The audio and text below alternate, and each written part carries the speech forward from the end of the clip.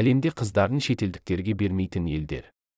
Түркменстан қызын алатын болсаңыз, 50 мың ақш қазынасына құясыз. Өзбекстанда 40 мың. Түркияда 80 мың. Азербайжан 50 мың. Жапония қыздары шетелдікке тисе азаматтығынан шығарады. Күйеуіне азаматтық бермейді. Туған баласына да азаматтық бермейді. Кореяда шетелдіктерге қыздарының тиюіне заңмен тыйым салған, некеге тіркемейді. Күйеуіне азаматтық та бермейді. Мұсылман заңмен жүретін 22 араб елдерінде шетелдіктерге қызында азаматтығын да бермейді. Израиль жүйіттер елі қыздарын Қытай азаматтарына тиюге заңмен тыйым салған. Әлемде ешбір елде жоқ, өз елінде құқығы қорғалмаған жалғыз ұлт бар, ол қазақ ұлты.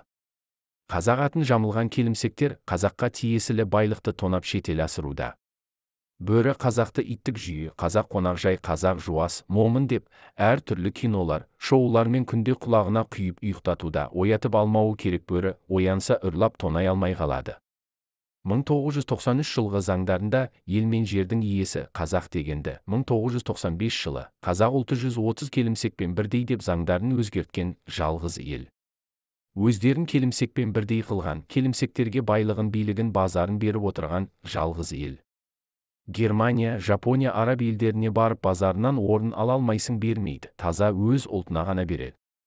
Қазақстанда мемлекет құраушы ұлт ретінде есептелетін қазақ ұлтының қыздарын кез келген келімсек әр түрлі мақсатта пайдалану үшін алады, пайдалана береді. Бір келімсек уақытша көңіл көтеруге пайдаланса, бір келімсек осы елдің азаматтығын алып алғанша уақытша пайдаланады. Тағы бір келімсектер өз еліне әкетіп бала таптыруға пайдаланады. Қазақстанда қазақ пен қазақ қыздарының құқығы қорғалмаған, бұл елде иттердің құқығы қазақтардан жақсы қорғалған. Қазақ өз елінде иттен құнсыз болған әлемдегі жалғыз ел.